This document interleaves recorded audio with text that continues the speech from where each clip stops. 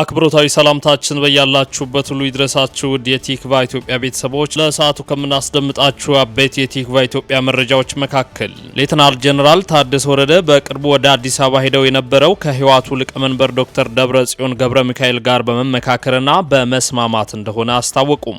ህወሓት ከቀናት በፊት ከጉዳዩ ጋር በተያያዘም ጀነራሉ ከጠቅላይ ሚኒስትሩ ጋር ያደረጉት ግንኙነት የተናጠል ነው ሲል መኮንኑ አይዘነጋም። በጉዳዩ ላይ ተጨማሪ መረጃ ይዘናል።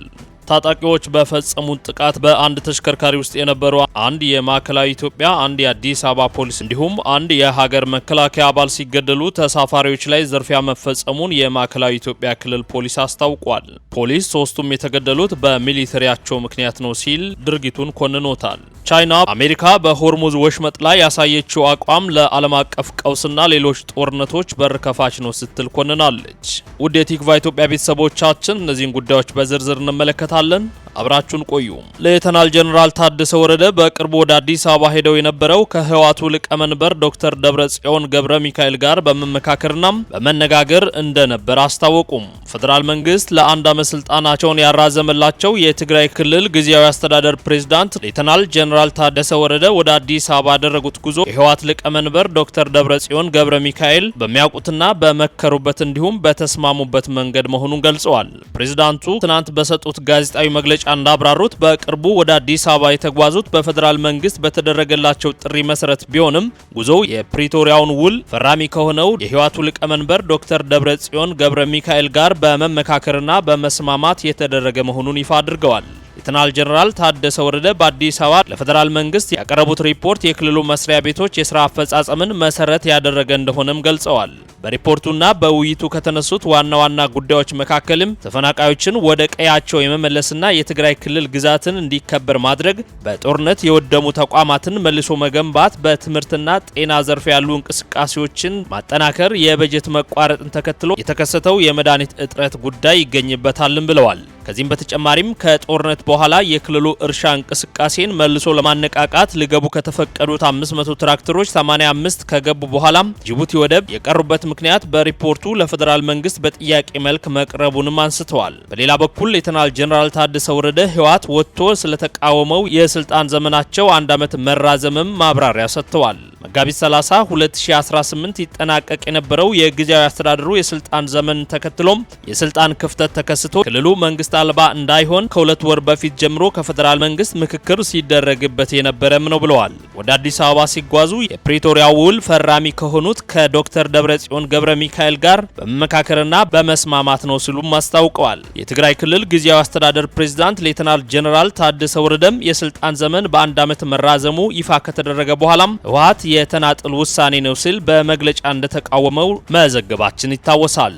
ታጣቂዎች በፈጸሙት ጥቃት በአንድ ተሽከርካሪ ውስጥ የነበሩ አንድ የማዕከላዊ ኢትዮጵያ፣ አንድ የአዲስ አበባ ከተማ ፖሊስ አባላትን ጨምሮም አንድ የሀገር መከላከያ አባል ሲገደሉ ተሳፋሪዎች ላይ ዝርፊያ መፈጸሙን የማዕከላዊ ኢትዮጵያ ፖሊስ ለቲክቫ ኢትዮጵያ አስታወቀም። የማዕከላዊ ኢትዮጵያ ክልል ፖሊስ ኮሚሽን የህዝብ ግንኙነትና ገጽታ ግንባታ ዘርፍ ኃላፊ ኮማንደር ታጁ ነጋሽ ለቲክቫ ኢትዮጵያ እንደገለጹት ጥቃቱ የተፈጸመው ሚያዝያ 5 2018 ዓ.ም ከቀኑ 10 ሰዓት ከ50 ገደማ በምስራቅ ጉራጌ ዞን ሶዶ ወረዳ ሱተንና ጥያ መሃል ቀሬ ተብሎ በሚጠራው አካባቢ ሲሆን ታጣቂዎች የህዝብ ትራንስፖርት ተሽከርካሪን በማስቆም 3 የመንግስት የጸጥታ አካላትን ገድለው ሌሎች ተሳፋሪዎችን መዝረፋቸውን ተናግረዋል። በጥቃቱ ኮማንደር አልማዝ ዮሐንስ የተባሉ በማዕከላዊ ኢትዮጵያ ክልል ከምባታ ዞን ከፍተኛ የፖሊስ መኮንንን ጨምሮ አንድ የአዲስ አበባ ፖሊስ አባል፣ አንድ የሀገር መከላከያ ሰራዊት አባል የነበሩ መገደላቸውንም አስታውቀዋል። ተሽከርካሪው መነሻውን ወላይታ ሶዶ አድርጎ ወደ አዲስ አበባ ሲጓዝ እንደነበር የተገለጸ ሲሆን የፖሊስ መኮንኗ ከመኖሪያቸው ዱራሜ ተሳፍረው ወደ አዲስ አበባ እየተጓዙ እንደነበርም ታውቋል። ጥቃት አድራሾቹ ተሽከርካሪውን በተጠቀሰው ስፍራ በማስቆም የመንግስት የጸጥታ አካላትን ብቻ ለይተው በማውረድ በጥይት እንደገደሏቸው የተገለጸ ሲሆን ከሶስቱ የመንግስት የጸጥታ አባላት መካከል በኢትዮጵያ መከላከያ ዩኒቨርሲቲም ዋር ኮሌጅ በስትራቴጂክ አመራር ስልጠና ላይ የነበሩት ኮማንደር አልማዝ ዮሐንስ በ3 ጥይት ተመተው መገደላቸውን ኮማንደር ታጁ ነጋሽ ለቲክቫ ኢትዮጵያ አስታውቀዋል። የጥቃት አድራሾቹን ማንነት በሚመለከት ጸረ ሰላም ኃይሎች ከሚል የዘለለ ማዕከላዊ ኢትዮጵያ ክልል ፖሊስ ኮሚሽንም ሆነ ሌሎች መዋቅሮች የገለጹት ነገር የለም። ቲክቫ ኢትዮጵያም በጉዳዩ ላይ ተጨማሪ መረጃዎችን ሲያገኝ የሚያደርሳችሁ ይሆናል። ቻይና አሜሪካ በሆርሙዝ ወሽመጥ ላይ ያሳየችው አቋም ለዓለም አቀፉ ቀውስና ሌሎች ጦርነቶች በር ከፋች ነው ስትል ኮንናለች። አሜሪካ የኢራንን ወደቦች እንቅስቃሴ ገታለው ባለችበት ወቅት ቻይና በወሽመጡ አካባቢ የሚደረጉ እንቅስቃሴዎች ቻይናንም ሆነ የሌሎች ሀገራትን ፍላጎት የሚጎዳ ነው በሚል ተቃውሞ አሰምታለች። ቻይና ይህ አካሄድ ወደ ሌሎች ግጭቶች የሚያመራ ነው ያለች ሲሆን በአስቸኳይ ወደ ስምምነት እንዲመጡ ማሳሰቧን ሮይተርስ ዘግቦታል። የአሜሪካ ባህር ኃይል በኢራን የወደብ ግዛቶች ላይ የጣለውን የባህር እገዳ በይፋ መጀመሩን ተከትሎም በመካከለኛው ምስራቅ ያለው ወታደራዊና ፖለቲካዊ ውጥረት ወደ አዲስ ምዕራፍ ተሸጋግሯል። ፕሬዝዳንት ዶናልድ ትራምፕ ይህ እርምጃ ኢራን ወደ ኒውክሌር ድርድር ወደ ጠረጴዛ እንድትመጣ ለማስገደድ ያለመ መሆኑን የገለጸ ሲሆን የቴህራን ባለስልጣናት በበኩላቸው ግን ድርጊቱን የባህር ላይ ውንብድና በማለት ኮንነውታል። ባሳለፍነው ሳምንት መጨረሻ በፓኪስታን የተካሄደው ድርድር ፍሬ አልባ በመሆኑና ለሁለት ሳምንታት የተደረገው የተኩስ አቁም ስምምነት እስራኤል ስምምነቱን ሊባኖስን አያካትትም በማለቷ ጥቃቷን በመቀጠሏና ኢራን ስምምነቱ አደጋ ላይ ነው ብላ ነበር። ይህ በእንዲህ እንዳለ በሊባኖስና በእስራኤል መካከል ያለው ግጭት ተጨምሮ የቀጠናውን ስጋት ይበልጥ አባብሶታል። የሂዝቦላው መሪ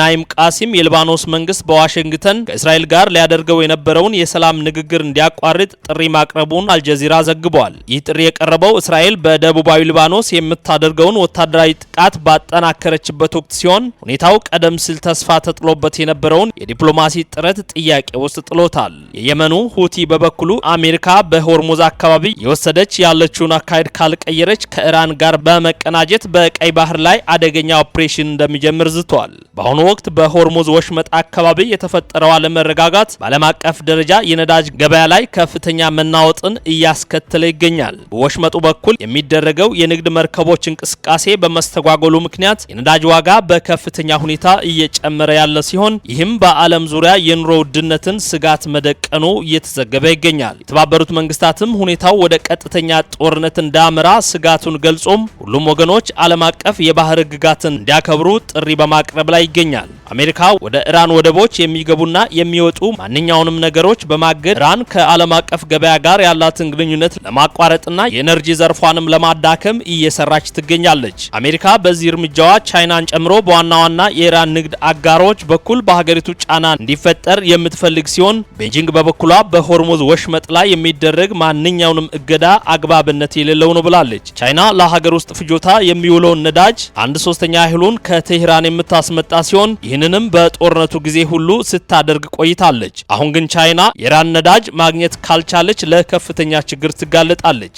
ይህ ውጥረት የነገሰው በኢስላማባድ የተደረገው ድርድር ያለ ውጤት መጠናቀቁን ተከትሎ ሲሆን ቻይና የኢራን ነዳጅ ምርቶች ዋነኛ ገዢ እንደመሆኗ መጠን ጉዳዩን በቅርበት እየተከታተለችው መሆኑን ገልጻለች። አሜሪካ በቻይና ላይ የምታደርገውን ተጽዕኖ ቤጂንግ ቴህራን ላይ ጫና እንደምታደርግና ኢራንን ወደ ድርድር ጠረጴዛ እንደምትመልስ ያስገድዳታል የሚል ተስፋ አላት የሚለው የአልጀዚራ ዘገባም የተኩስ አቁም ስምምነቱ ሊያበቃ ቀናት ብቻ የቀሩት በመሆኑም ዶናልድ ትራምፕ ቻይናውያን በቴህራን ላይ የሚያሳድሩት ጫና ሳይዘገይ በቅርቡ ተግባራዊ ይሆናል ብለው ያምናሉ ስልም አትተዋል። ውድ የቲክቫ ኢትዮጵያ ቤተሰቦች ለሳቱ ያዘጋጀንላችሁ አጫጭር መረጃዎች ይህንን ይመስሉ ነበር። ቲክቫ ኢትዮጵያን ይፋዊ የዩቲዩብ ቻናል ሰብስክራይብ በማድረግ ቤተሰብ ይሁኑ። ሰናይ ቆይታ ተመኘንላችሁ።